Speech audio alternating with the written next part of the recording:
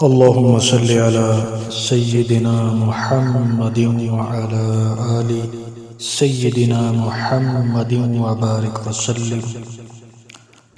اللہ والو، جذب القلوب میں درود پاک کے فضائل و برکات کے حوالے سے ایک شخص کا واقعہ نقل کیا گیا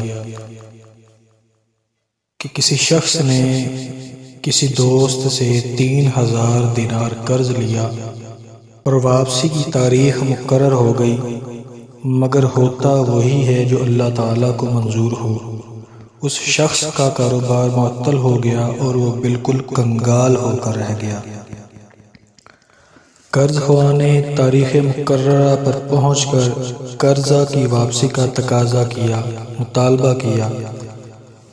اس مقروض نے معذرت چاہی کہ میں فی الحال مجبور ہوں، میرے پاس کوئی چیز ایسی نہیں ہے جس سے میں تمہارا قرض ادا کر سکوں۔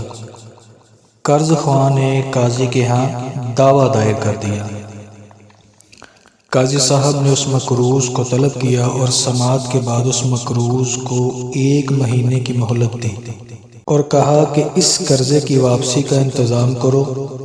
مقروض عدالت سے باہر آیا اور سوچنے لگا کہ کیا کروں۔ ممکن ہے کہ اس نے کہیں یہ پڑھا ہو یا علماء کرام سے سنا ہو کہ نبی پاک علیہ السلام کا ارشاد گرامی ہے، جس بندے پر کوئی مصیبت آ جائے یا کوئی پریشانی آ جائے تو وہ مجھ پر کثرت کے ساتھ درود پاک پڑھے، کیونکہ درود پاک مصیبتوں پریشانیوں کو لے جاتا ہے اور رزق بڑھاتا ہے۔ میں عاجزی اور زاری کے ساتھ مسجد کے ایک گوشے میں بیٹھ کر درود پاک پڑھنا شروع کر دیا۔ اس کا روز کا یہ معمول رہا۔ جب 27 دن گزر گئے تو اسے رات کو ایک خواب آیا۔ کوئی کہنے والا کہتا ہے کہ اے بندے، تو پریشان نہ ہو، اللہ تعالیٰ کارساز ہے، تیرا قرض ادا ہو جائے گا۔ تو علی بن عیسیٰ وزیر سلطنت کے پاس جا اور جا کر اسے کہہ قرض ادا کرنے کے لیے مجھے 3000 دینار دے دے۔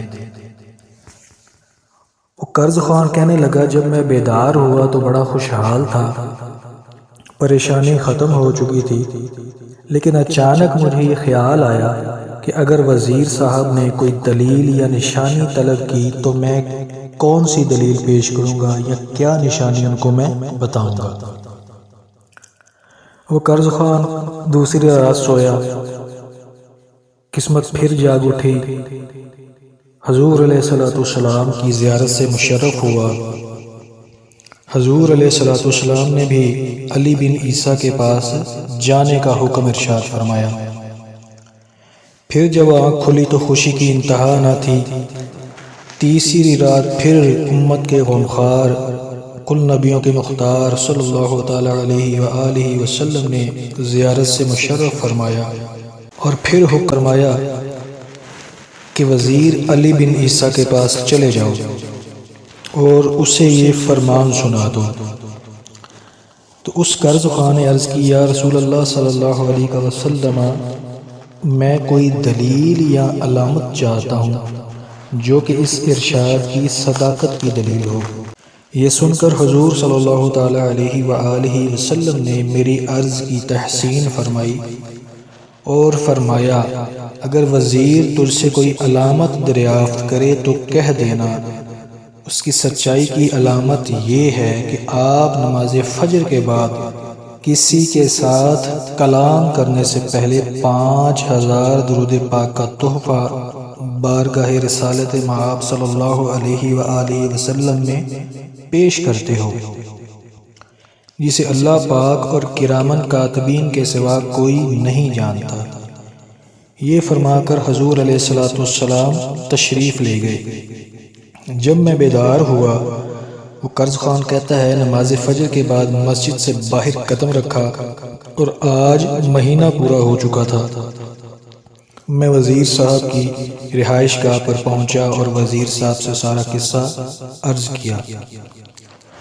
جب وزیر صاحب نے کوئی دلیل طلب کی اور میں نے حضور علیہ الصلوۃ والسلام کے حکم کے مطابق، فرمان کے مطابق جو انہوں نے مجھ سے فرمایا تھا وہ میں نے وزیر صاحب کو بتایا تو خوشی اور مسرت سے ان کا چہرہ کھل اٹھا اور فرمایا مرحبا۔ اور پھر وزیر صاحب اندر گئے اور 9000 دینار لے کے آ گئے۔ ان میں سے 3000 گن کر میری جھولی میں ڈال دیے اور فرمایا کہ یہ 3000 قرضہ کی ادائیگی کے لیے ہیں۔ پھر 3000 دینار اور دیے کہ یہ تیرے بال بچے کا خرچ ہے، اور پھر 3000 دینار مزید دیے اور یہ کہنے لگے کہ یہ تیرے کاروبار کے لیے ہے، اور ساتھ ہی وداع کرتے وقت قسم دے کر کہا اے بھائی تو میرا دینی اور ایمانی بھائی ہے، خدا را یہ تعلق و محبت نہ توڑنا، اور جب بھی آپ کو کوئی کام کوئی حاجت درپیش ہو بلا روک ٹوک آ جانا، میں آپ کے کام دل و جان سے کیا کروں گا۔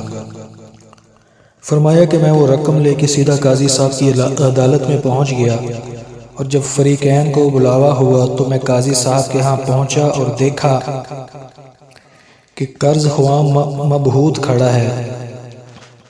میں نے 3000 دینار گن کر قاضی صاحب کے سامنے رکھ دیے۔ 3000 دینار میں نے جب گن کے قاضی صاحب کے سامنے رکھے، اب قاضی صاحب نے سوال کر دیا کہ بتا یہ اتنی دولت کہاں سے لے کے آیا ہے، حالانکہ تو مفلس اور کنگال تھا۔